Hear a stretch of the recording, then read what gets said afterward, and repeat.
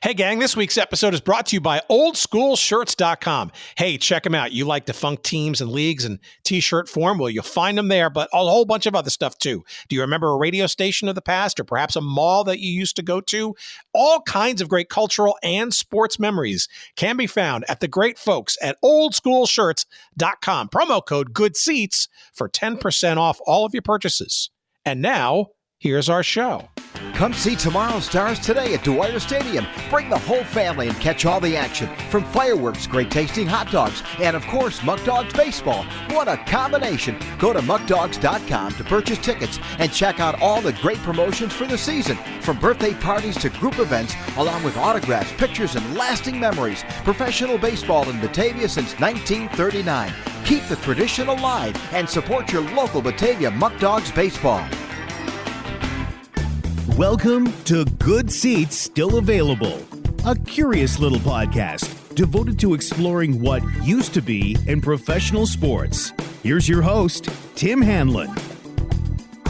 All right, let's get this show on the road, shall we? My name is Tim Hanlon. Thank you for finding us. It's Good Seats Still Available, the curious little podcast that's devoted to what used to be in professional sports. Thank you for finding us. And trying to give you some distraction this week. As we could all use some, I think, if we really think about it.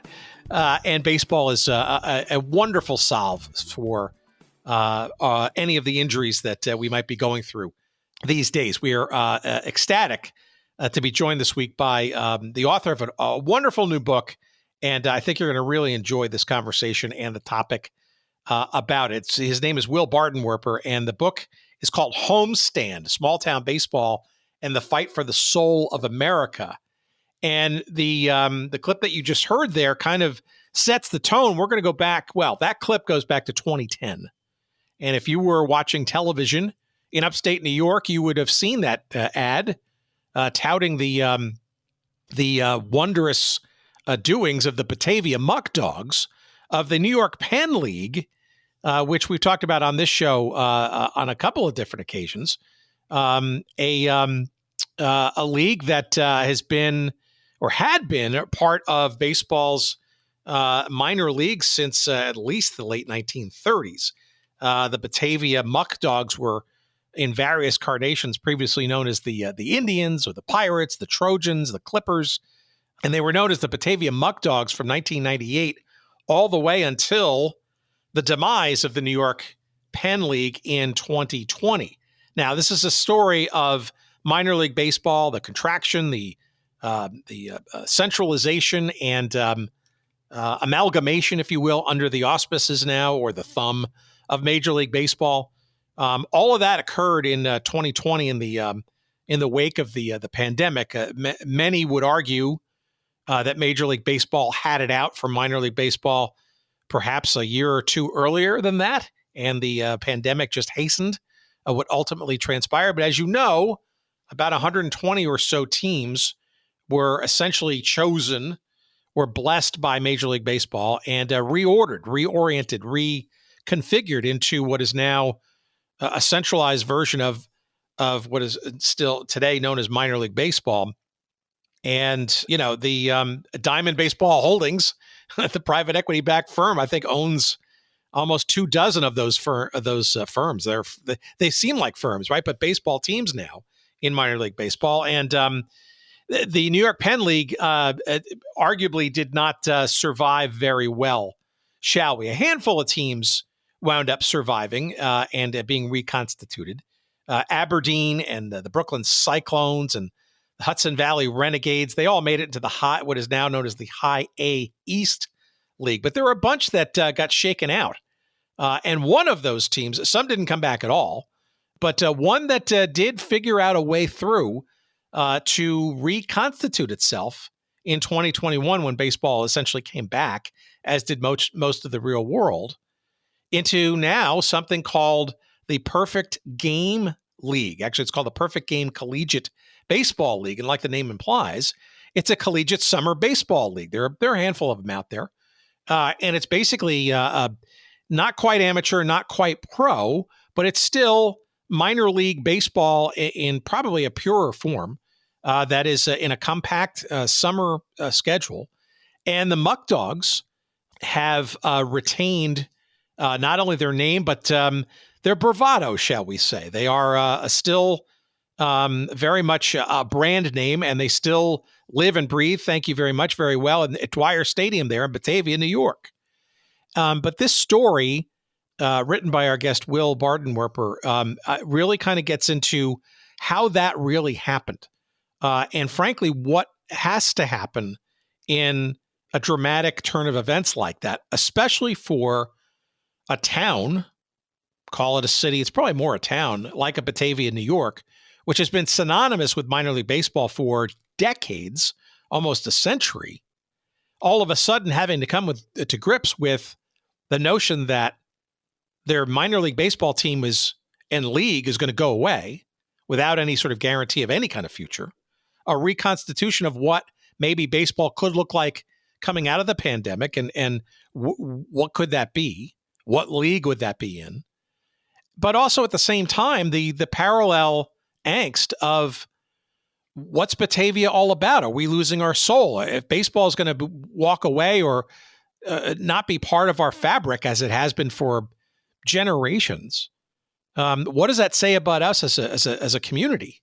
The people that supported that team and the people that came and were communal in going to these games, and a source of pride for the town/city.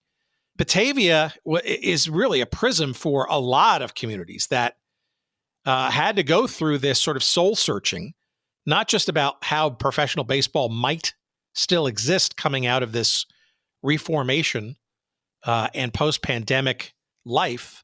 And we'll talk about all those idiosyncrasies and issues with Will in a few minutes as part of this conversation. But as you will get a sense that this is a book that I would argue is that the baseball team in Batavia is more of a metaphor for a broader story that is quintessentially American, as a lot of smaller hamlets in this country came or still are coming to grips with maybe losing a bit of themselves when their professional baseball team is threatened to leave or ultimately winds up leaving altogether. Now, in the case of Batavia, a save was made. It happened in Niles, Ohio, with the Mahoning Valley Scrappers, who are also part of this collegiate baseball circuit. They're in something called the Major League Baseball Draft League, as are the State College Spikes or the West Virginia Black Bears. These were all teams that were part of this New York-Penn League back in the last decade. And here we are. And we're talking about minor league baseball this week. And it's going to be a very interesting story. And I highly recommend this book. Depending on when you're listening to this show, we are dropping this on the 10th of March, 2025. The book comes out on the 11th. So if you're hearing it today as we drop it on the 10th, you can order it in pre-order fashion. And if you're hearing this on the 11th onward, well, it's available now. What are you waiting for? Probably the best way to get it is to go to our website at Good Seats Still Available. Just search up this episode number 385 with Will and myself, and you'll find a couple of convenient links to this book. And again, it's called Homestand, Small Town Baseball and the Fight for the Soul of America. It is published by Doubleday, and this is not just a baseball book. It's quintessentially baseball, but it is also a metaphor for the town, the city of Batavia, New York, and others like them in the U.S. as baseball is or isn't or is different from the heritage that might have been part of the fabric of those communities in years past. This is a great conversation. I think the book is awesome, and it'll really make you think and maybe reflect a little bit about what we have in America, what we can easily lose in America, and the role of baseball in all of that. And let's get on it with the conversation, shall we? We had this about 2 or 3 weeks ago. Will is an interesting cat. Just a quick set of background here. This is a guy who graduated from Princeton, went into the world of finance, and in the shadows of 9/11, decided that he was going to enlist and become an Army an airborne ranger and fight the good fight to right the wrongs and defend our country. And he has since now retired from that life and is now an amazing writer. He's written a couple of other books, in a particular one that stands out, that is actually going to be made into a movie in the next year or so, about his time in Iraq. The book is called The Prisoner in His Palace, Saddam Hussein, His American Guards, and What History Leaves Unsaid. It's a major motion picture in the works based on that book. And so that was a bestseller from the New York Times list from a few years ago. So this is a guy who knows how to write. And this is an interesting diversion from wartime trials and tribulations and some of his experiences. But I think you'll enjoy hearing this chat, and hopefully you'll pick up a copy of this book too once this conversation has been neatly downloaded into your earbuds. Please sit back and enjoy it. It's my pleasure to bring it to you. As always, please enjoy.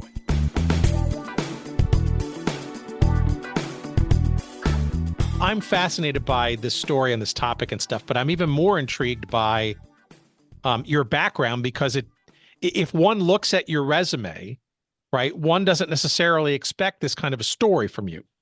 And I don't mean that in a negative way, but it seems surprising given your background and your proverbial day jobs, so to speak. Maybe a little background for our audience who might not be familiar with your background and some of your just sterling service to this country prior to this book. Sure. Yeah, and I did take a circuitous route to writing in general, and then writing this book in particular. I did major in English in college at Princeton, so I've always enjoyed reading, and I've always liked to think I was a decent writer. But prior to making a big career change around 2014, I hadn't actually done it, much less done it professionally. But I guess to back up a bit, I did, like I mentioned, I graduated college in 1998. I guess of some relevance to this topic, I did play baseball for 2 years at Princeton, very undistinguished, spent most of my time on the junior varsity, but it's a sport that I've always, enjoyed, been a fan of, and it's played a role in my life since I was a little kid. I went to New York and was working in Manhattan on 9/11, the day of the attacks. I was in Midtown, so I wasn't in any, immediate danger. But I think living through that time period and in those days following the attack, I was inspired by the selfless service I observed from the FDNY, the NYPD, and the financial spreadsheets I had kind of been spending my days working on suddenly seemed a lot less fulfilling. And so I decided to quit that job about a week after the attacks and join the military. So then I spent the better part of the next 5 years training to become and then serving as an infantry officer in the Army, to include a 14-month deployment to Iraq during a pretty, to a particularly bad part of the country during a bad year in the war. So it was an interesting time to be there. Ultimately got out, went to graduate school, went to work in policy in the Office of the Secretary of Defense at the Pentagon for about 4 or 5 years before taking the plunge into writing. And that's when I wrote my first book, which was an account of the guards who were responsible for almost taking care of Saddam Hussein, for lack of a better term, in the days prior to his execution. I talk about how they developed these peculiar relationships with him to the point where, a number of them actually, I think, kind of grew to like him, despite knowing that he was a terrible person, guilty of horrendous crimes. And then when they it became time to turn him over to his execution, they were very conflicted by it because they knew he was a bad guy, but at the same time, he kind of resembled like a kindly older grandfather to them in a lot of ways. So I wrote that book, and I've been writing pretty much ever since. Which brings us to this most recent book that hopefully we can talk about. Well, complete that journey then, right? So you're essentially out of your military service and you're delving into writing. Mm-hmm. Maybe a little bit of understanding about what one is focused on writing about, right? Obviously, you've been a columnist in various places and stuff. But and obviously your first book, which was from my understanding from the reviews and stuff, quite gripping and a unique story. If you think about these guys who are sort of in that position as you sort of described it, right? It's evil with an asterisk, I guess, right? Or it's a complicated kind of dynamic and stuff with what the war as well as sort of Hussein in general. Where are your interests going during maybe the writing of that book, and how far afield are you thinking about from, say, what your most recent experiences were? Baseball, and a small town baseball at that, is clearly a big leap from the 10 years prior, right? Yes. Yeah. I think I've always been attracted to, character driven, compelling, narrative accounts, of experiences that kind of shed light on, larger issues, whether they're, political or historical or societal. And so, yeah. And, at the time I was writing the Saddam book, I'm sure I had no, reason to, believe I would ever end up writing, I guess what could at least loosely be described as a baseball book, although I think there's more going on in this book than just baseball. But what attracted me to this story originally was I was living out in Denver at the time. I think it was, try to get the chronology right, but it was when the rumors of minor league contraction began to sort of percolate. Nothing had been at the time substantiated, but there was some reporting in the baseball media that MLB was looking at dramatically cutting the number of minor league affiliates. And I think I just knew enough about baseball, and I was interested enough in small town America. Some of my other reporting I had done since the Saddam book had taken me to some of these sort of communities and what coastal people would call flyover country, and I had developed kind of an interest in them and sort of a sympathy towards the challenges that many of them were experiencing. And it just seemed to me that kind of combining that with my understanding of baseball, that this just didn't seem like a good thing to do for a lot of different reasons. And in particular, one of the leagues that really jumped out at me as being interesting was the Appalachian League, which had been around for over a century, and brought professional baseball to some really small, obscure little towns in that part of the country, places like Bluefield, West Virginia, Pulaski, Virginia, Elizabethton, Tennessee. I mean, you could watch. I'll never forget stories of, I think it was Jacob deGrom pitching against Noah Syndergaard. I'm a Mets fan, so both of those. I'm sorry to hear that. Both those are big names for me, and they were scoring. I think that was when Syndergaard was part of the Blue Jays organization, and they were pitching against each other, and it was just, I thought to myself, this is pretty cool, to watch these two top picks throwing over 100 miles an hour in a tiny little town in front of 1,000 people, and so originally I thought to myself, what would make for a really neat story would be to write about the final season of baseball of professional baseball in these places, and that's what it looked like was going to in fact happen. Now, of course, that was right when COVID also emerged, and so what my grand plan of essentially moving there and embedding in one of these communities and following this team around during this last season, there was no final season, and these communities really they weren't even given an opportunity to say goodbye to these teams. They were rumored to be cut, and then COVID eliminated that summer, and then they were cut, and that was it. And we can get into kind of what came next, but that was my original. That was sort of the genesis of what became this book. I did manage to, I think, salvage at least something for all of my research. I wrote an article for Harper's Magazine, on the fate of the Appalachian League, that served as kind of a precursor to or inspiration for what later became this book. Well, okay, so let's dig in there, right? So 2020, right? Let's remind people as people constantly try to forget. In a lot of respects, it almost so. I guess this could be a question I could ask you at the end, but maybe I'll just start with it now. Mhm. Do you think, not just for the Appalachian League, but also the other parts of minor league baseball that you directly and indirectly sort of explore and sort of broadly consider in this book?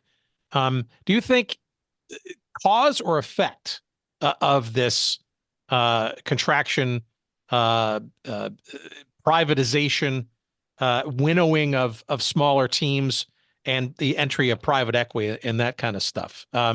Was this kind of inevitable before the pandemic even happened because of the economics and the relatively small markets and all that kind of stuff? Or do you think it was because of all of it or something perhaps in between? Because I've talked to a number of different people in and around baseball at all different levels and stuff, and everybody sort of has their perspective on, well, this was just going to happen anyway, and the pandemic kind of just accelerated it. And but I'm not so sure about that, and I suspect a fair bit of what you describe in this book kind of talks about the importance of minor league baseball in its now previous state. No, that's a good question. I think I do. I guess I am in the camp that COVID kind of either accelerated it or just sort of enabled it to happen maybe more smoothly than it otherwise would have gone down. And by that, what I mean is, I think that Commissioner Manfred and some number of owners, this is something that they certainly wanted to make happen, and that maybe some of them had wanted to make happen for a while, and that the wheels were kind of already in motion. But what COVID basically created enough of a distraction to allow it to happen without, I think, the media scrutiny and the criticism that it would have generated had COVID not been going on. And because when these rumors emerged, there was bipartisan objections that were emerging. You had people as different as Bernie Sanders on the left to prominent Republican lawmakers in some of the impacted states. Because minor league baseball is it's one of those things that I think it's popular. It's not a political thing. It's something that people from these places like, whether they're Republican or Democrat for the most part. And so there was I think a resistance mounting to the point that MLB was getting concerned that maybe this would not be as smooth as they may have hoped. And then COVID occurred, and all of a sudden understandably that dominated the news. And to the extent sports were still in the news, people were talking about what was happening with the major league teams, the NFL, NBA, baseball, hockey, whatever the case may be. And what was happening in minor league sports was now so far off the radar, really, in terms of the significance of that versus everything else that was going on in the world, that they were able to enact this contraction, I think, in a way that really avoided a lot of the negative attention that it may have otherwise received. Well, look, and we've seen probably, some of the sort of evil players, so to speak, emerging in all of this, right? Certainly Major League Baseball, when they announced this invitation, so to speak, of the 120 or so clubs that were going to, be deemed worthy of continuation. And now you look at some of and private equity is infiltrating all of sports right now, even at the high level, collegiate level, which is a whole other can of worms. But you look at Diamond Baseball Holdings, I think, they are now, I want to say, I think they're up to 41 teams now that they own in this 120 or so minor league baseball structure. So you're talking about, a quarter of and growing of these teams that are singularly owned by one entity. I'm not sure you knew this was sort of going to happen when you started on your corrective journey on this story in 2021, but I had to think some of the seeds of what was sort of transpiring, and the homogenization and the centralization under Major League Baseball's oversight was probably already in the wind as you were thinking about what to do with this story in the midst of it being sort of held in abeyance in 2020.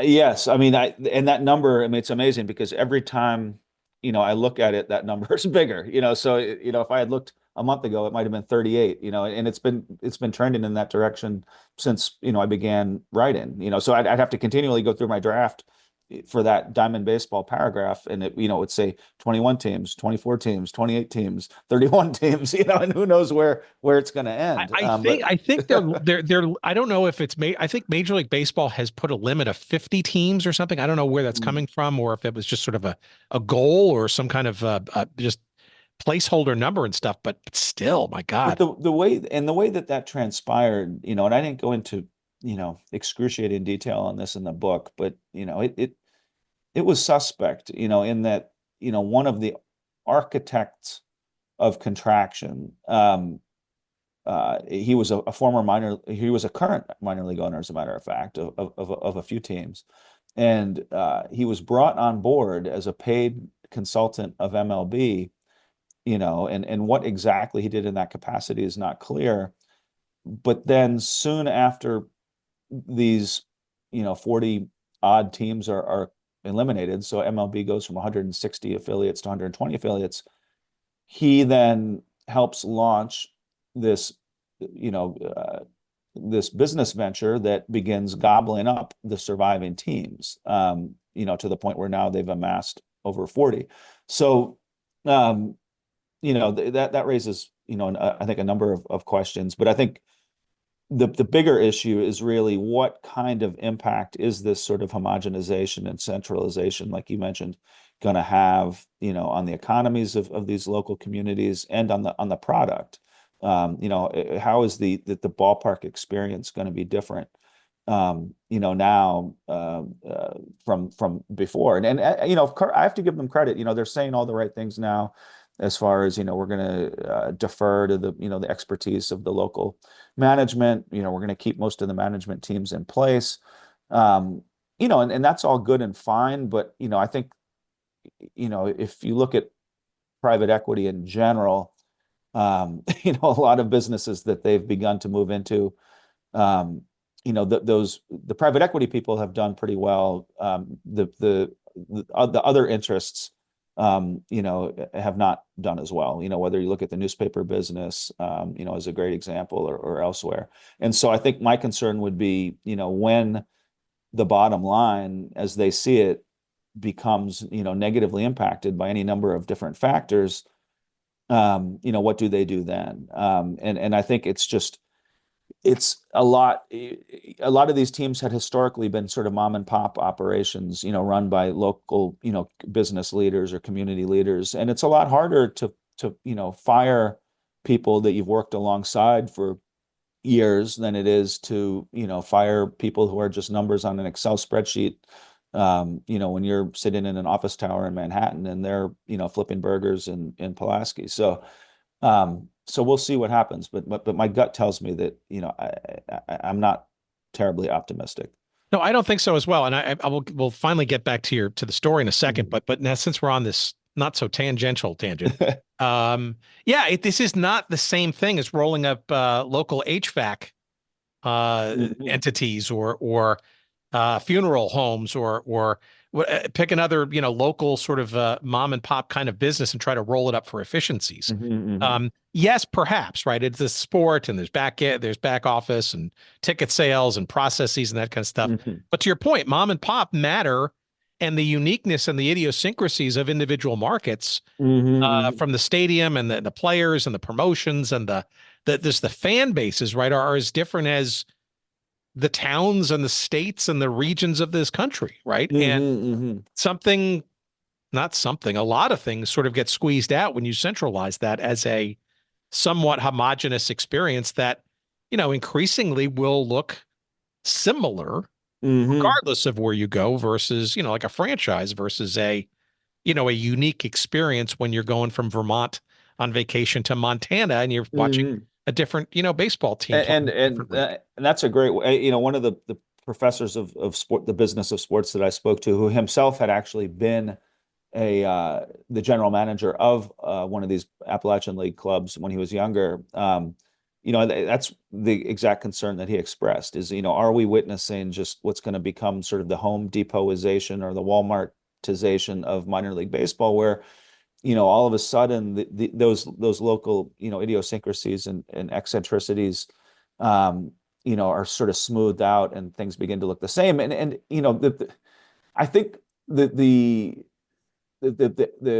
MLB and or private equity, whoever you want to look at, I think they're smart enough to kind of have a general recognition of what it was that made Major League Baseball special, or I'm sorry, Minor League Baseball special. And they will make, I think, sort of superficial efforts to preserve that because they just know it's good for business. But I just don't see any avoiding sort of just efforts to sort of copy copy something that maybe succeeded in Pulaski or, choose your market and trying to apply it somewhere else where it just doesn't fit. And we've even seen this a little bit just this past summer. I can't remember the name of the company, but there was a requirement that I think every minor league club do this endorsement promotional deal for a Scandinavian milk company, I think it was. I'd have to go back and figure out exactly what the name of the company was. And there was one game where every minor league uniform had to actually be, this goofy, company's uniform. And it was just sort of a ham-handed effort to replicate what, some, advertising executive probably thought made minor league baseball special, someone who had probably never actually been to a minor league game, but that, fell, I think, completely flat, in the eyes of the actual local fans who were thinking to themselves, why in the world is this happening? So that's just one example of the direction that I fear things might go. Well, let's backslide into back to where we were. You were in 2020. So where in Appalachia are you? Had you fully moved there yet? And were you amidst the game at that point when the pandemic was sort of enveloping, or had you not yet gone there? And what was the situation? Yeah, I was literally poised. I was about to get on a plane to begin looking at houses. My wife and I, we had a son at the time, and we thought that this project was promising enough to potentially relocate. And we had kind of collaboratively chosen Asheville, North Carolina, as just a really cool. It was a town that we had always really enjoyed, and it was sort of strategically located right in the middle of this league, where it would be an easy drive to any number of different places, and then just a place that after this book was over, we thought we'd enjoy living. And I don't remember the exact timing, but it was right around then, I think, that it became more likely that season was going to get canceled due to COVID, or maybe it was when that season actually was, when the announcement was officially made that there was going to be no season. And I had been, sort of feverishly checking all of the local newspapers and any source of information I could get on the likelihood of this season taking place or not. And I was looking at, well, this is a Republican governor, they're a little more hesitant to lock things down. The state is more liberal. I'm a little, I'm worried that they're going to be more restrictive and not want gatherings, above a certain, I was just trying to sort of divine what was going to, all the different scenarios and what was going to happen. As we all know with COVID, especially during that first year, things definitely didn't, they just sort of the numbers looked progressively worse. And so with each passing day, I just got sort of more sort of depressed and concerned that this thing, in fact, was going to get canceled. And then, as we all know, it did. I think I had a book contract at some point in there, and then the editor, and I completely, respect his decision, but he came back and he said, listen, we bought a book that was going to be the final season. And now there is no season. So, unfortunately, we don't really think this is going to work. And I couldn't blame him. And so, yeah, it was, at the same time, I also couldn't feel too sorry for myself because this was a global pandemic and people were actually dying. So, the fate of this book proposal was, not, necessarily worthy of too much heartache given those realities that were going on at the time. So it was a tough time, and yeah, that's kind of that was the part of the origin story of this book, I suppose. All right. Well, explain the pivot then. How and how did that evolve, and then where does Batavia and upstate New York come into play? Sure. So like I said, the Harper's article came out. I'd encourage everyone to take a look at it. It should be available. I think you get a certain number of free articles, so it should be available to most everyone. And it just so happened that someone someone read the article, enjoyed it, went to my website and contacted me. A number of people did actually, but one in particular. And those kinds of just, a word from, I think, most writers, we appreciate it when people do take the time to do that. It's always gratifying to know that, someone took the time to read your work and then took even more time to share their thoughts with you. So one of those, and the responses to this article I got were overwhelmingly positive. So that was really nice. And then so I got a response, and it was from a writer who becomes a character in the book that we're going to get to. And he said, "Wow," he said, "this article resonated on so many levels. Everything you write about reminded me so much of our team, or the team that we had here in Batavia, which was also a victim of the same contraction, which had been a member of the New York-Penn League." He said, "I'd love for you to come up. It's not too far from Pittsburgh. Just love to, get a beer together and just talk more about this." And he's like, I think that, potentially that the story of our town and our community could make for, something to consider writing about. And I'd be happy to introduce you to this sort of, group of fans, and just you can, make with it what you will. And so that led me to drive up there and meet him. Yeah, I guess I'm happy to answer more questions about how that kind of evolved.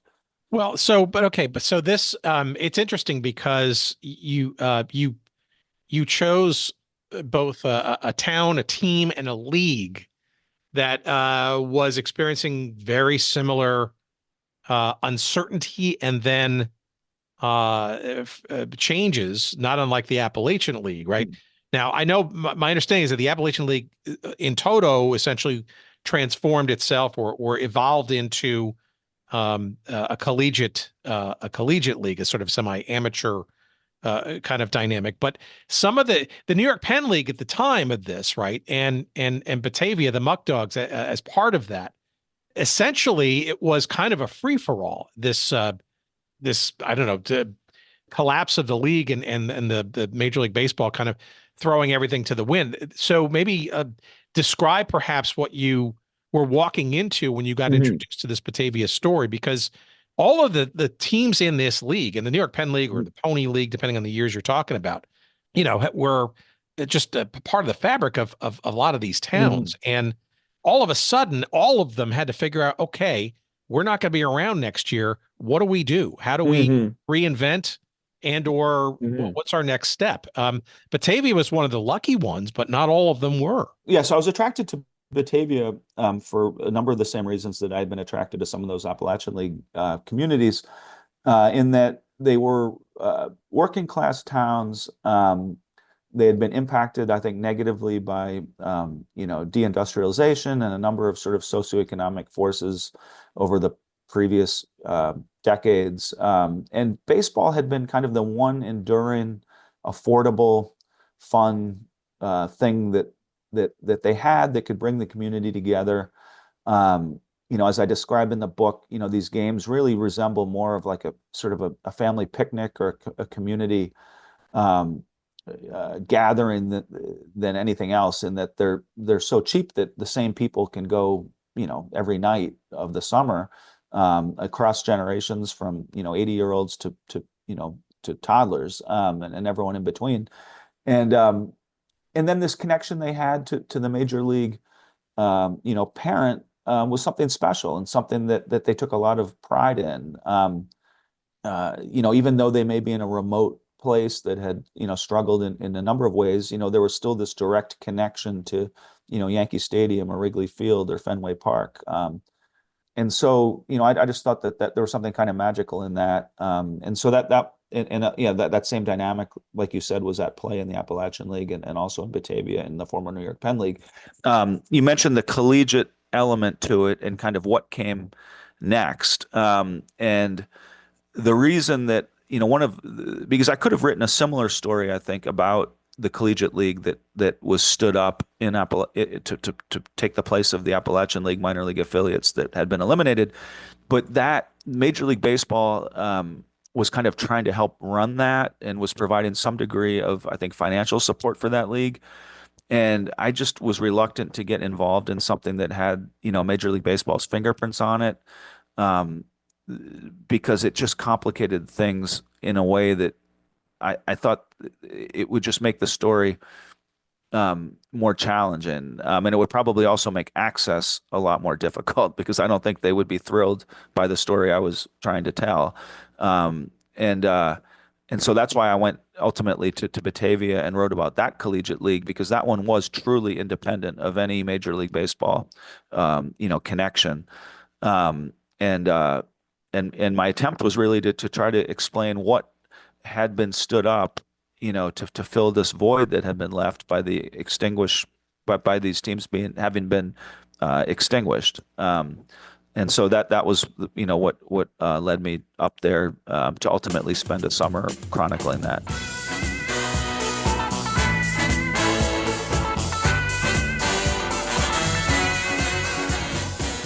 All right, what's this? Oldschoolshirts.com. Fantastic. You've heard me talk on and on and on about the great folks and the great wares at oldschoolshirts.com. Like the name implies, it's old school and it's shirts, and they put them together, into what they call oldschoolshirts.com. It's like the name implies, but of course we love them primarily for their sportswear.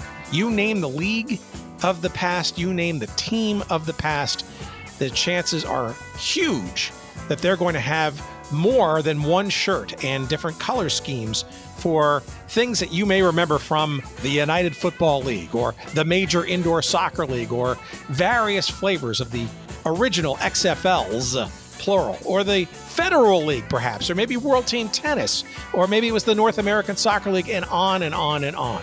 But hey, it's not just sports. It's also great cultural touchstones and memories from the past. How about the officially licensed Evel Knievel connection? How about collection? Yeah, that's what he's trying to say. Various colleges. How about dead malls of the past? Ice cream parlors, maybe even radio stations that you might remember. Hey, even there's a latest edition of the now old, Aloha Stadium commemorative shirt. All that kind of stuff and more. You will find at least a handful of shirts that you will just transport you back into your past, and you will amaze and impress your friends at the same time. It's oldschoolshirts.com, and we got a promo code for you, of course. Let's save you some dough while you go there, and its promo code is Good Seats.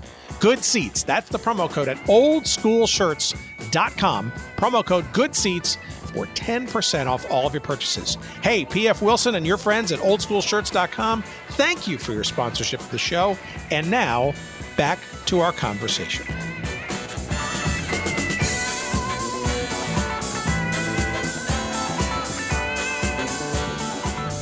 Give our audience a little bit of background, obviously, as we encourage them to get the book, to get a little bit more sense of this. But you kind of step into an environment where, how can I best describe this?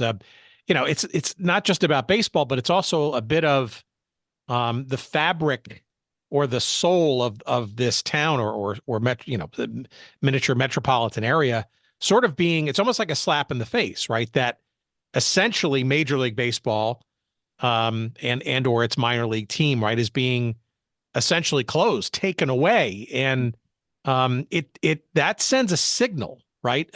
Even before the opportunity or the possibility or maybe even preordained move to a collegiate league, which we'll talk about the differences about that in a little while. But it had to be a kind of a shock to the system for the local residents there, and frankly, give them pause and a sort of introspection about sort of, why, if you will, baseball doesn't want us or need us anymore. And what does that say about us and our town and our livelihoods and all that community, verve that you were just talking about? Yeah, I mean, this was a defining element in their lives. Now we're not, this is a community of, I think, 15,000, and let's say, 1,000 of them, would be at the ballpark on a given night, which that's still if you apply that same ratio to a big city, that would be a lot of people. But, this is something that in many cases had, they had shared with their parents, and their parents had shared with their parents, and kind of been handed down through the generations. And they had, up until 5 or 10 years ago, I think that the assumption was that this was going to go on forever. They had no reason to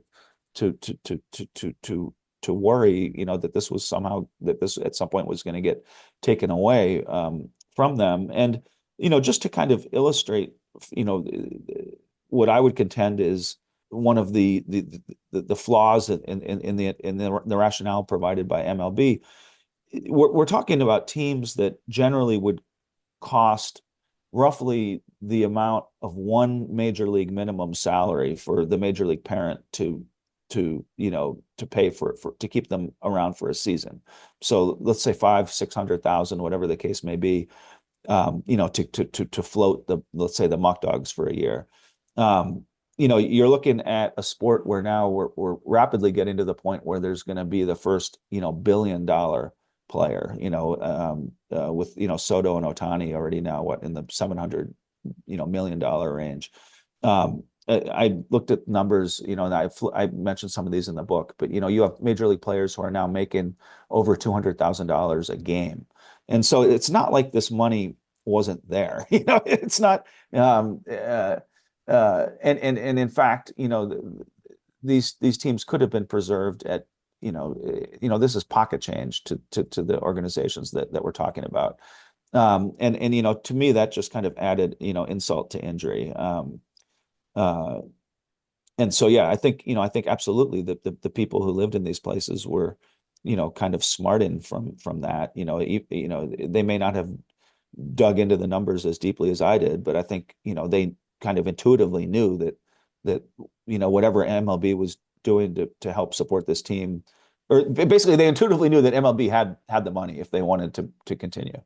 The gear shift, though, from what was an element of organized baseball, right, to something that, and some of its nearby competitive teams, to a collegiate kind of environment, right? Maybe a little description about what this perfect game collegiate baseball league is all about, because I think a lot of people, especially fans of baseball, don't sort of realize the existence of these leagues and frankly, how many of them there are. I mean, the Cape Cod Baseball League, for example, is legendary. I think it's the oldest existing one in the Cape Cod area of Massachusetts, but there are a lot of these leagues, and collegiate is in their name, right? So there's not a lot of, if any, real quote unquote professionalism. Now there's an asterisk to that conversation in a second, but it maybe describes sort of what that is all about, because it is that a hollow replacement for what these kids have enjoyed. It's tricky. It's tricky, and it depends on who you talk to, really. I will say that and despite sort of the protestations of the coaches and the management, to my mind, there's no disputing the fact that the quality of baseball is not as strong. And if you went to one of these games, either immediately before or after you went to like a single A minor league game, you would see that. These teams may have one or two guys, who are breaking 90 with their fastball. They may have one or two guys capable of, literally hitting, a home run over the fence with a wooden bat. They had very few, if any, guys drafted in the now, abbreviated Major League Draft. I think the Appalachian League may have had a few more, but similar down there. The quality may have been slightly better, but certainly not. I remember Howard Reynolds got on ESPN and, was talking about how this new collegiate league, the quality would be, even superior to the minor league that they'd gotten rid of, which was just patently absurd. He was talking about how 100 guys might get drafted. I think maybe like 5 were. So the way that this was promoted, I think, from MLB was pretty disingenuous. This idea that the quality of play would not be degraded. And then, of course, also, you lose that ability that was something that was really important to a lot of minor league fans, which was to track a particular person as they rose up through the system, and to say, I saw Jacob deGrom here, and then he went here, and now he's, playing with the Mets. Now you have a bunch of college kids who will return to college and then maybe someday get drafted. Maybe they won't. Most of them won't. So that's lost. The one analogy that came to mind to me was that because I think what MLB was trying to argue was, well, you know what, like it's still baseball. You haven't really lost anything. You still have a team you can go cheer for. It's just, a different kind of baseball. And to me, that sounded a lot like, well, we're going to take away this wonderful steakhouse and we'll replace it with a burger joint. And the fact that people still flock to the burger joint, MLB would say, well, listen, your attendance is just as good as it was then. It might, in some cases, it was even better.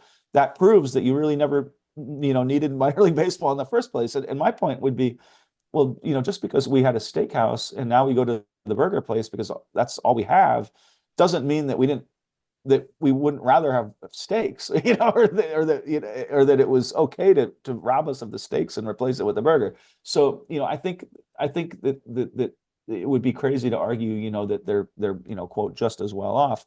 Now, the flip side, though, is that that in the case of Batavia and in the case of a number of these other communities, thank goodness there have been really, dynamic, entrepreneurial, hardworking owners to try to put out the best product they possibly can, given the constraints of the fact that, they're now trying to recruit, college kids as opposed to having drafted professionals.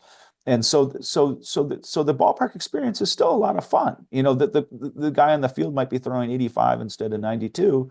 But you still have, the local high school, band, playing the Star Spangled Banner before the game. You still have the kids, running across the infield with the mascot. You still have all the goofy, in-game, promotional things going on between innings.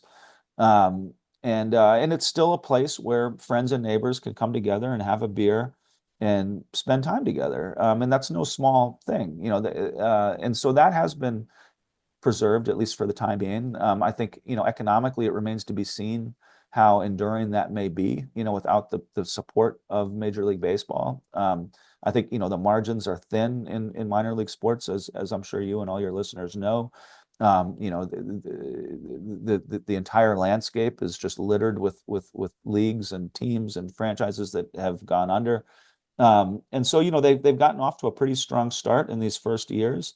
But, who's to say, if that's going to last another 100 years, like the minor league era that preceded it.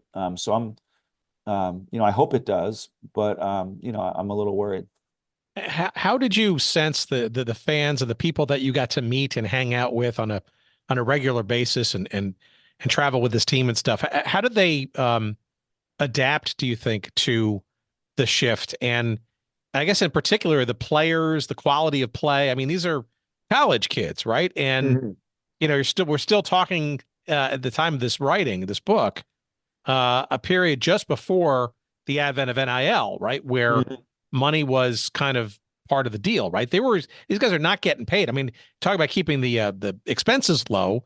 That's got to be a good starting point, I guess, versus a minor league franchise as it normally would be considered. But was there a bond between the players and the fans, or is that kind of harder to achieve because these guys are coming in for a handful of weeks and maybe it's a summer experience and there's really not a lot of grassroots relationships going on there? No, there was actually a shocking degree of a bond, and that was one of the things that really, I think, pleasantly surprised me, because that was my concern as well. It was twofold. To what extent will the fans kind of embrace this new product, and relatedly, like how hard are the players? Like, do they really care? I mean, they're going to go back are they just here to get a few reps over the summer and then go back to whatever the college may be, which is, their real focus. And this is just kind of, a way to kind of keep their skills sharp.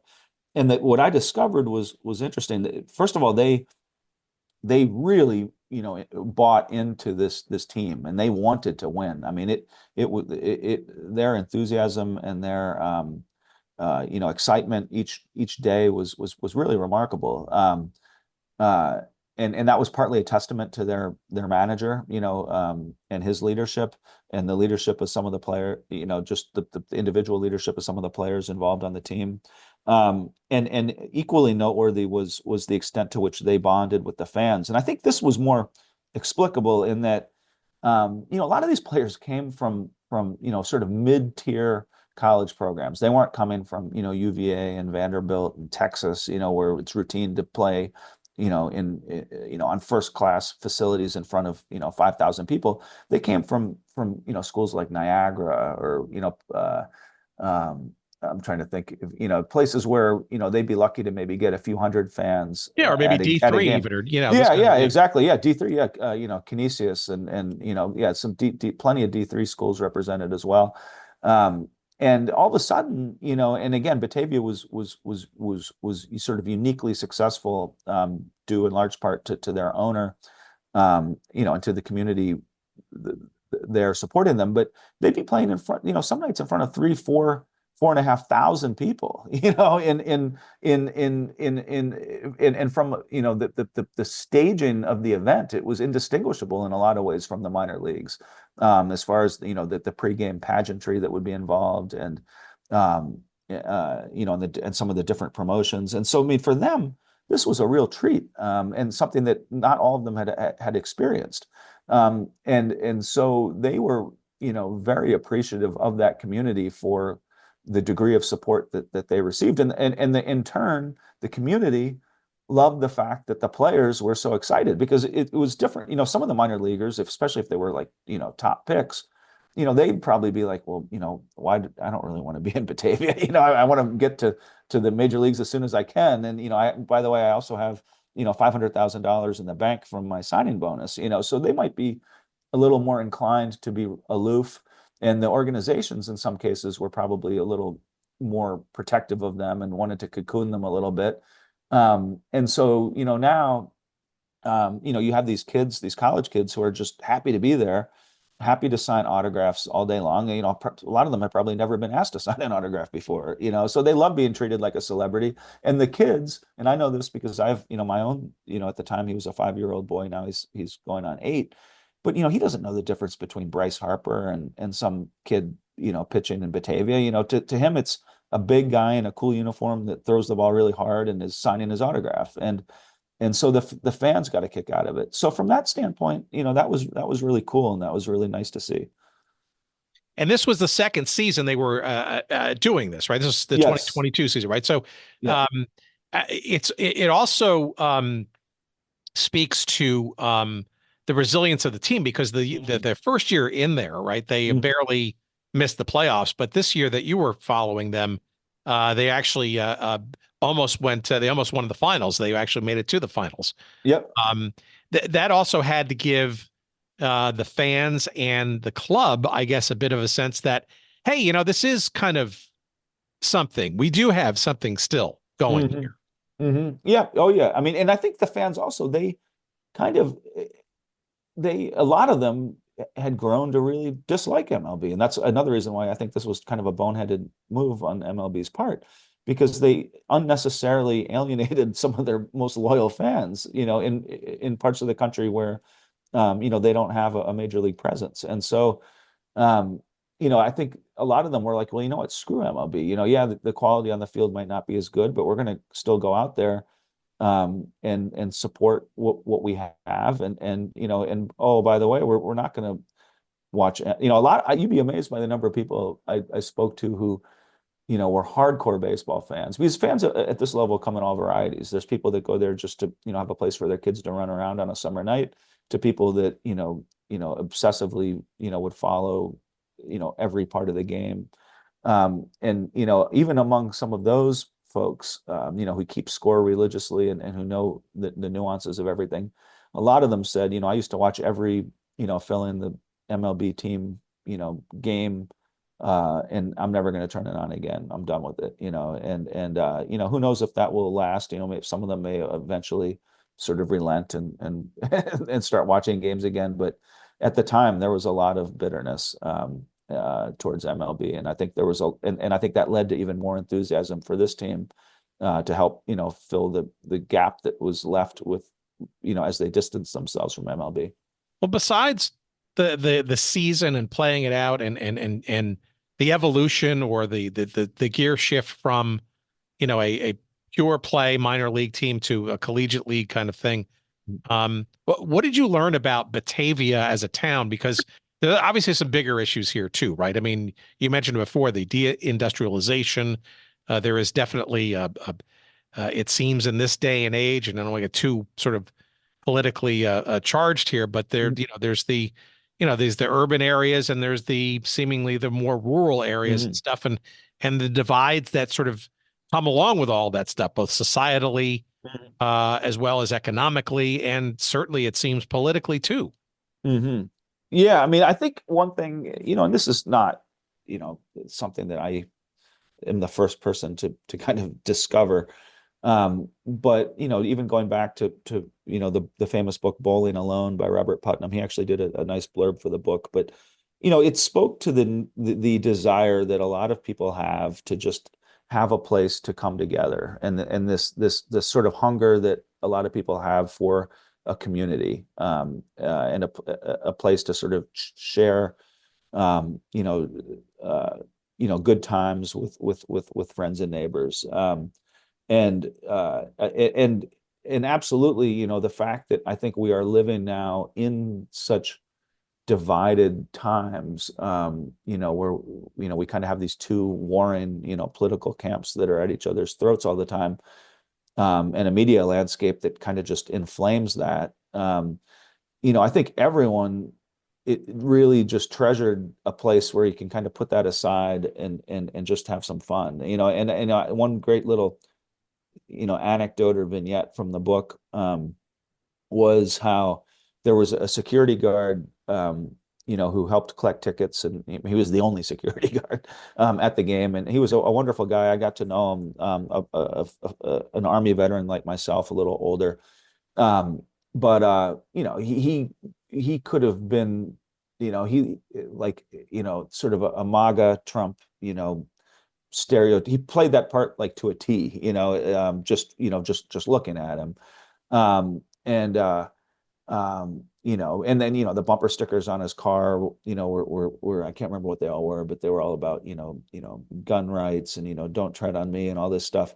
But, he had a heart of gold, and then two of the fans that I got to know really well, were these two older ladies. I shouldn't say older. No, they're going to get mad at me. But two ladies who would travel together from Buffalo, and this was their thing. They would make the daily commute from Buffalo to Batavia. It's about a 45-minute drive, and they had season tickets.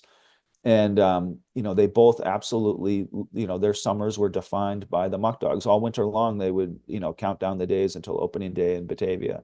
And then they were both, I think it's safe to say, sort of more stereotypically liberal, with Black Lives Matter flags and participating in pride parades and things like that. And what I was really struck by was the friendship that they developed with this security guard, and he would greet them at the gate and hug them, and they'd share some stories about how their day had gone. And I thought to myself, these two tribes that would otherwise never come into contact. And if the only sort of commonality was some kind of online virtual connection, they'd probably be just at each other's throats, like so many of us spend so much time doing, on social media and whatnot. But when you bring them together in person, they manage to transcend those differences and develop a nice relationship. So I think that just kind of speaks to the value of this ballpark as a place for people of different stripes to come together and enjoy something. Describe Dwyer Stadium for our audience as well. Maintained well, charming, not so much, and still kept to a level, even though it's a collegiate league, that still feel homey enough and minor league baseball friendly enough for families and all that kind of stuff. Yeah. I mean, that's one of the, I guess, nice things about a number of these collegiate league teams that have taken the place of the minor league teams is that they get to play in venues that had been minor league, and so in many cases they're really nice facilities. Dwyer Stadium, the field was fantastic. The groundskeeper was a former Attica prison guard whose son actually played on the team. Wonderful guy, pretty tough guy as you might imagine with that background. And that was kind of his sort of pseudo retirement, was taking care of the field, and it was really in superb shape. The stadium itself, I got to be honest, it replaced kind of a ramshackle, minor league stadium that had been there for 50 years, and I think it was the late 90s, early 2000s when they bulldozed that and built this new one. And it's unfortunately, like a lot of stadiums, of that ilk, kind of it's perfectly comfortable, but I wouldn't say it has a ton of character. The stadium, there were, however, some stadiums in this perfect game league that had been former minor league stadiums that really were really remarkable. The one in Jamestown, New York, and the one in Elmira, New York, they both come to mind as kind of like, you're just, if you were to close your eyes and kind of imagine your small town minor league ballpark, those would come to mind. And in the case of Elmira, I mean, it was kind of falling apart, as far as like the paint and the physical plant, but the just the way it had been constructed it just felt so timeless. The view of the surrounding, rolling hills was so picturesque. You could just really feel the history there.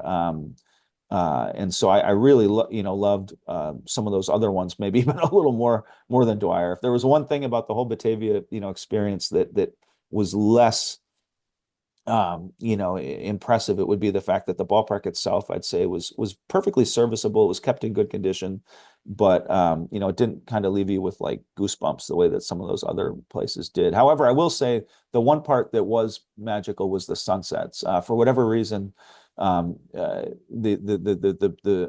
sunsets were just uniformly spectacular, and I think the people up in that part of the country really appreciated that, because those winters in Western New York, as we all know, anyone who's turned on a Bills game, for example, can be just brutal, and they get tons and tons of snow, and the winter is extremely long and gray and cold. And so those few months where they can sit out there in their shirt sleeves and watch the sunset over the outfield fence is something that they really treasure. And there's a gorgeous one on the cover of this book, by the way. Wink, wink, nod, nod. Yep. All right, a couple other questions for you. This is Sure. I actually think it's also telling that this book comes out around this time, because, like I said earlier, right, there is this sort of I don't know, rethinking or reevaluation, I guess, of small town America, what it means, the dynamics of it, the social and the economic and all those kinds of things, and sadly, with the political components to it, for better or for worse as well. I also think it's pretty interesting too that we started off by talking about private equity and centralized entities and stuff. It's also interesting, although I wouldn't put it nearly in this kind of category. There's the entity that owns this team also owns two other teams in this Perfect Pitch Collegiate League. I guess it's called Can USA Sports. I wonder, I'm sure it's a much smaller enterprise and stuff. I'm wondering if there is a desire to, I don't say roll them up, but maybe, I don't know, maybe in this case, perhaps maybe more structurally support this sort of collegiate league kind of endeavor to maybe have a little bit more stability, maybe than previous collegiate leagues have had in the past, and maybe inject a bit more professionalism. And by the way, maybe do even start to pay some of the players now, because it's NIL time in collegiate sports. Yeah, those are. I mean, well, Can USA Sports, though, to be clear, it's basically still mom and pop. It's still Robbie and Nellie, and Sure, their right, right, right. Of son-in-law. course, no, I didn't mean to And imply nearly anything as yeah, nefarious as private yeah, equity. and certainly not, with anything even approximating the deep pockets of a private equity firm. I mean, just to give some color. I mean, Robbie and Nellie literally flip burgers during the games. Uh, um, or greet the fans as they take their tickets. And so, and I can guarantee you that these private equity guys are not spending time, on the grill, frying burgers at the ballparks that they now But the league own. must like the fact that there are a couple of teams that are Yeah, stably owned by a yeah, group yeah, that cares and can and centralize some stuff. yeah, and that is important, and that is, the source of, I think, what would be my sort of long-term concern about the viability of the league is exactly what you said. They need owners who are going to be as invested as Robbie and Nellie for this to work. And that was, I think, the biggest um, worry that I would have, and I'm sure that probably Robbie has, and maybe that's why he's buying up a few of these other teams, is he needs a league, so he can do a wonderful job in Batavia and put out, a fantastic product of good players, because, he through his manager, are responsible for recruiting these guys and getting them up there. And it's sort of a self-fulfilling, it's kind of like a college, it's kind of similar to college sports in that, once you sort of make a name for yourself as being competitive, and providing a good place for these players to thrive, you're going to continue to get good players. So, it's like Alabama with football, it's not hard to get a good player to go to Alabama. And it's not hard now to get a baseball player to go to Batavia, because, they have friends and coaches that have seen guys go there and benefit from it. And so, but by the same token, if the other 6 teams in the league are, if Robbie's getting 4,000 people in Batavia, but down the road in uh, what's the town? Niagara Falls, Yeah, Niagara. That or the one that Elmira. yeah. Well, that's another that he owns that one as well, and so they both do really well because of his leadership. I'm trying to think, like Geneva, or one of the other teams that maybe is not as successful. They may draw 50 fans or 100 fans, and so if he doesn't have a league, it doesn't matter how wonderful his team's doing. He's not going to have a business anymore. So I think you're right. To succeed, they need owners, like him, who are going to really, do the best they can and commit the resources necessary to make this thing work. Yeah, there are 13 other teams economically. in that league, right? And you wouldn't want to see them, yeah, you don't want to, yes, you don't want to see them all go away. You don't want to see any of them go away. You want a strong league that attracts. But I do want to scratch on this one before we kind of cul-de-sac this. What do you think about, I mean, I don't know how long you stay in touch and stuff, but is the advent of NIL, does that potentially disrupt what the business model of these collegiate leagues are, or will it not? I can't imagine it won't have some effect on the quality of player, maybe frankly play, or is it because, again, most of these players are not from sort of the top necessarily D1 teams out there, that maybe this is indeed more of their shot and they want more exposure, and they're not going to have those big NIL monies at their backs. Yeah, I mean, that's certainly the case, and when I was there, that wasn't an issue, and it's not an issue that I've tracked super closely as it pertains to these leagues. It's a really interesting one that I do now want to kind of dive into, just because I'm curious. But I would say that the players who were primarily populating this league, are not guys that are getting substantial amounts of NIL money. Like we said before, I mean, it was sort of mid-tier Division I to Division III. It's not the guys who are going to be, starring for the top, 10 national, Division I programs. So I don't anticipate it'll have an enormous impact on this league, but I do think that maybe some of the more elite ones, it could be interesting to see how that plays out.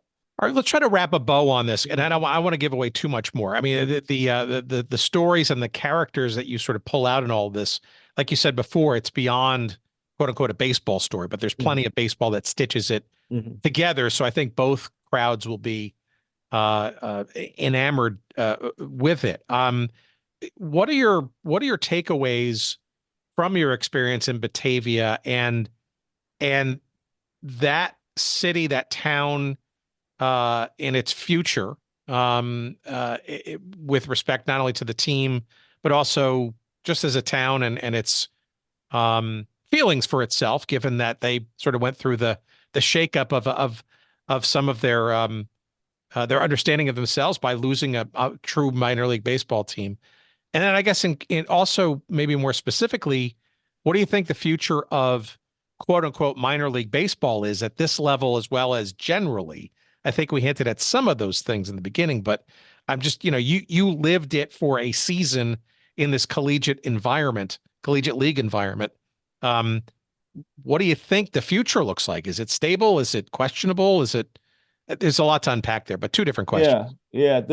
I'll take the future of minor league baseball one maybe first. And I worry that, minor league baseball, as we've kind of always understood it, or, the things we've associated with it kind of these small towns, affordable, a little bit rough around the edges, idiosyncratic, eccentric. I think those days are quickly passing us by, because I just think the money now is so big, and this is an entire new, different area that we didn't go into, but the sort of the future of talent evaluation, with analytics nowadays. I think a lot of these major league clubs now believe that they can just as effectively identify and groom their future superstars, in a training complex, in Florida or Arizona, using all kinds of sophisticated, analytical, technological techniques. They don't need this elaborate infrastructure of teams in tiny places like Pulaski to have them play, 80 games a summer or whatever the case may be, in front of scouts to determine, who are the guys that are ultimately going to, make it to the big leagues. And so I think they don't see it as being necessary. I don't think they have an appreciation for, the intangible benefits that this entire ecosystem brings to the game, and more importantly to these communities. But I would not be surprised if, the number of affiliated teams continues to shrink, and sort of related to that, if, the product that you see on the field becomes sort of more corporate looking, that Home Depotization that we talked about before. It just seems like everything now is aligning to, kind of push things in that direction.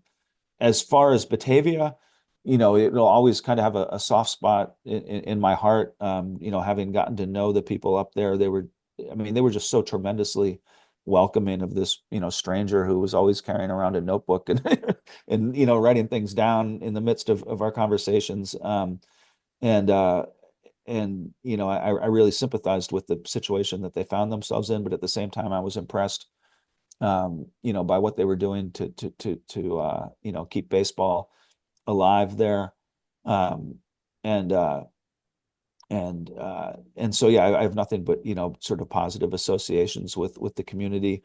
They are still, that they're kind of in this weird transitional stage economically, and that there's a handful of new businesses that have sort of sprung up, some breweries, some coffee shops, some other spots that, looked like they may blossom, but I've already learned that, one or two of them have already closed. The coffee shop that I wrote about very fondly in the book, and that I used to go to most days, closed not too long ago. And so I think it remains to be seen, if things are going to continue to move in what looked like it might be kind of a positive direction, or if they're going to, take another step back. Fingers crossed, things will go in a good direction, but I don't know if it's clear quite yet. All right. Last question. And are you, in looking back on your experience right now that you're sort of reheating it as you get to do more promotion for this book and stuff, do you worry that a town like Batavia, other towns up in upstate New York, and maybe others like them around the country in certain areas where the Rust Belt is getting rustier and things aren't as stable perhaps as they used to be in decades past, or in baseball past for that matter, that losing baseball would be further injurious to their sense of being, given just how strong a role it plays during the summertime and has in all of its different forms. Can you imagine a Batavia without baseball in the summer in any kind of shape or form?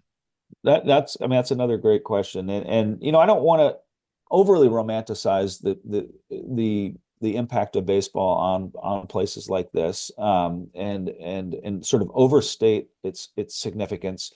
But I think it would just be, one more step in this sort of gradual hollowing out that we've seen in places like this, across the country. So would it be sort of the fatal, final straw that breaks the camel's back, so to speak? I don't know if I'd go that far, but I think it would just be one less nice place to go, on a summer night. And what the ultimate impact of that is, I don't know. Maybe it just means more people stay home, on their devices, playing, on their iPhones or watching Netflix or whatever, the case may be. But I think there's no doubt that losing these communal gathering places is not good. And it's just one fewer place to kind of, like we talked about before, for people of different, of different types of people to come together to find this kind of simple happiness that previous generations have enjoyed. So it certainly wouldn't be a good thing. Whether it would be fatal, who knows? But it would just be a step in the wrong direction. All right, I lied. I do have one more question. And I apologize. How much that you remember, or can you sort of your understanding, how much of the history of baseball in Batavia did or does the team recognize? Like in the stadium, do they do any throwbacks? Is there anything that points to the fact that they were teams known as the Clippers or the Pirates or the Trojans in years past? This New York-Penn League is a thing, was a hot thing for a number of years.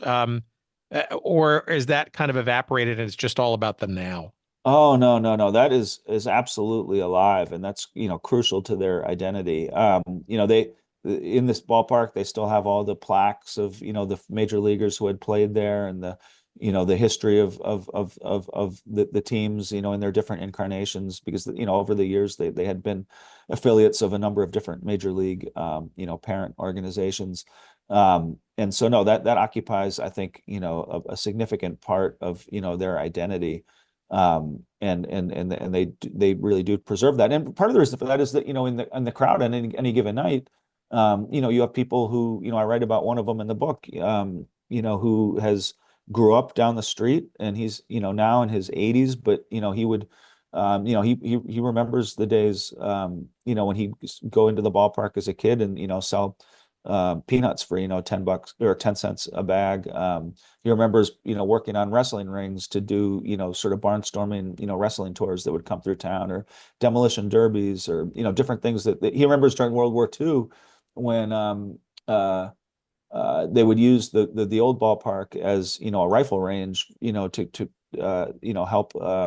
help reservists, keep up their military skills. And so, I mean, yeah, the history is absolutely alive and well, and in part because a lot of the people at the games, lived that history, and it's important to them.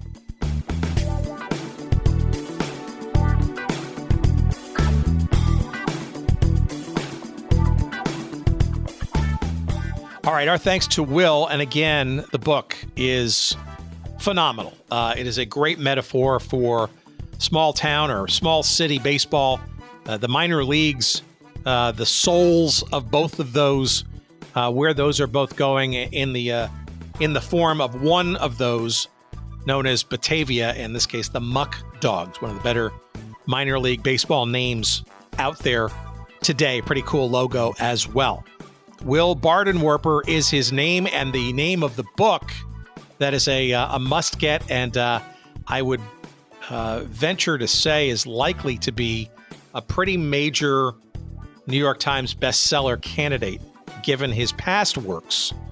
The book is again called Homestand, Small Town Baseball and the Fight for the Soul of America. It is published by Doubleday. It is on sale as of, well, we're dropping this on the 10th of March.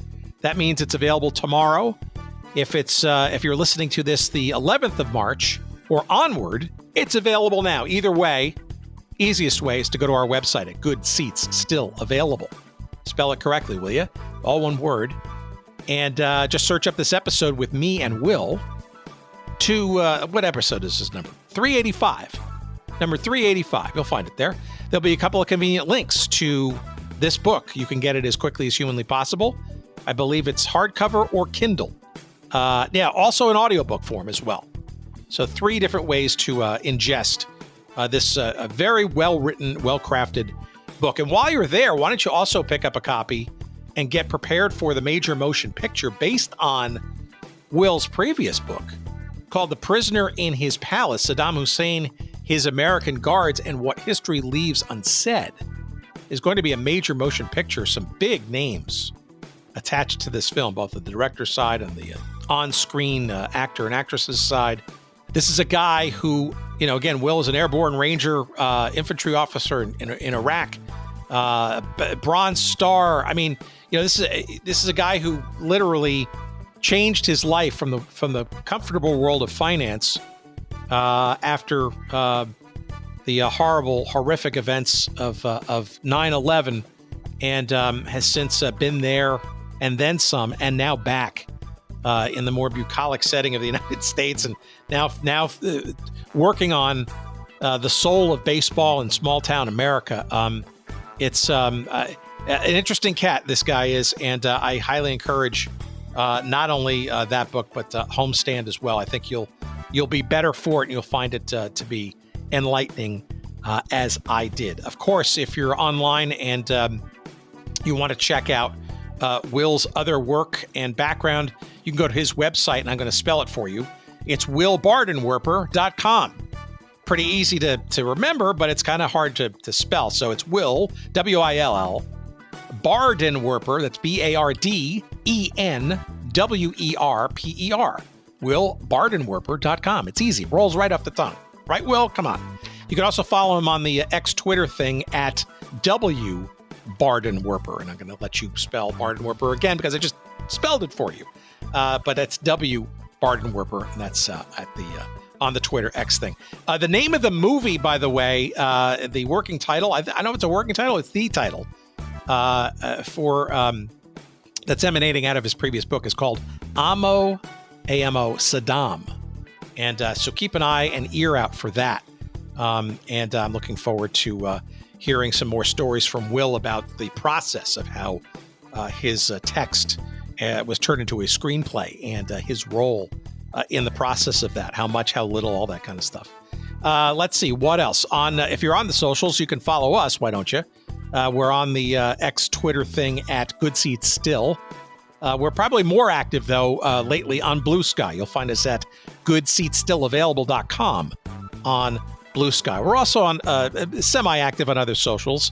YouTube, probably the most among those, where we post all of our episodes. We stream them there, as well as drop them on any podcast catcher that you might subscribe to. And all of those other socials, generally, you'll find us at Good Seats Still Available. You can send us email. By all means, please do so. We're at hello@goodseatsstillavailable.com. And while you're on the website, goodseatsstillavailable.com, check out our merch section, why don't you? You can buy us a cup of coffee for a couple of bucks if you like what we do around here. Thank you very much. You want to buy a shirt from some of our sponsors, some great all-time logos and jerseys and uniforms and all that kind of stuff, all kinds of cool stuff. Just check out our merch section there. We appreciate you doing that. And thanks, of course, as always, to Jerry Payne. Thank you again, kind sir, for your audio excellence. And we appreciate all of you for listening. And more fun and shenanigans coming your way next week. Stay tuned to your feeds, and we'll see you then. Take care of yourselves.